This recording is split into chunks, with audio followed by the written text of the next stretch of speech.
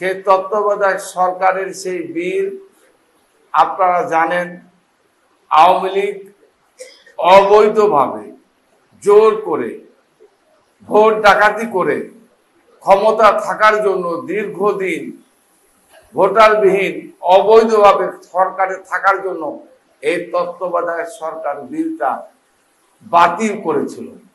আজকে কিছুক্ষণ আগে আমাদের মহামান্য আদালত সুপ্রিম কোর্ট এই তত্ত্বাবধায়ক সরকারের বিল পাস করেছে।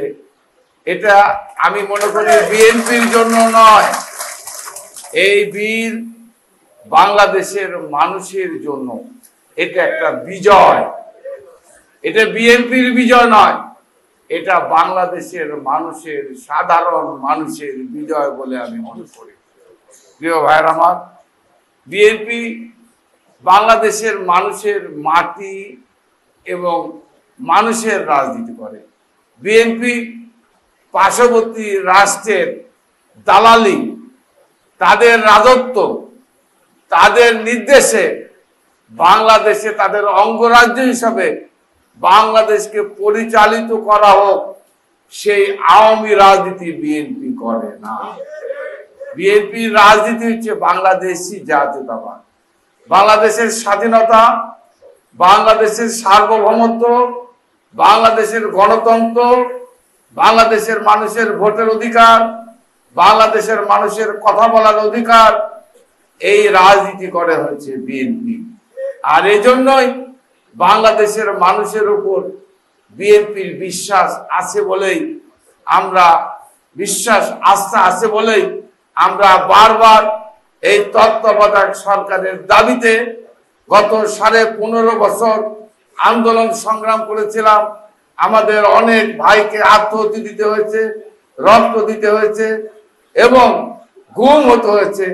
তারপরেও শেখ হাসিনা এই দাবি না মেনে শহরের শাসন বাংলাদেশে কাজ করতে চেয়েছিল। প্রিয় ভাইরা আমার, আজকে এই তত্ত্বাবধায়ক সরকার আগামী 4th 10, এই 3য় 10 অন্তর্বর্তীকালীন সরকারের অধীনে নির্বাচন হবে। 4th 10 নির্বাচন, আগামী নির্বাচন যেটা হবে, সেই নির্বাচন হবে তত্ত্বাবধায়ক সরকারের অধীনে। প্রিয় ভাইরা আমার, আমি এই জন্য আমরা বর্তমান সুপ্রিম কোর্ট বিচারক এদেশের জনগণের পক্ষ থেকে অভিনন্দন জানাই, বাংলাদেশের জনগণের পক্ষ থেকে আমরা তাদেরকে ধন্যবাদ জানাই। প্রিয় ভাইরা আমার, আমি এই জন্য মনে করি আজকে বাংলাদেশে আইনের শাসন বাংলাদেশে প্রতিষ্ঠিত হয়েছে, যার উদাহরণ আমার অবসরপ্রাপ্ত কর্মকর্তা ভাইয়েরা আপনারা দেখেছেন। যুদ্ধ অপরাধী বিচারের নাম দিয়ে এক সময় বাংলাদেশের রাজনীতিতে অনেক নিরীহ অনেক মানুষকে যুদ্ধ অপরাধের নাম দিয়ে জুডিশিয়ালি কিলিং করা হয়েছে। আজকে কিন্তু এই বিচার নিয়ে বিতর্ক ছিল বা আছে, কিন্তু গত কয়েকদিন আগে আপনারা দেখেছেন, আজ থেকে 1.5 বছর আগে প্রকাশ্যে দিবালোকে শেখ হাসিনার নির্দেশে হেলিকপ্টার থেকে র্যাব, বিডিআর, পুলিশ, সরকারি আওয়ামী লীগের সন্ত্রাসী বাহিনী অবৈধ অস্ত্র দিয়ে 1,500 মানুষকে, 139 জন শিশুকে, শ্রমিককে, কর্মচারীদেরকে, ছাত্রদেরকে হত্যা করেছে।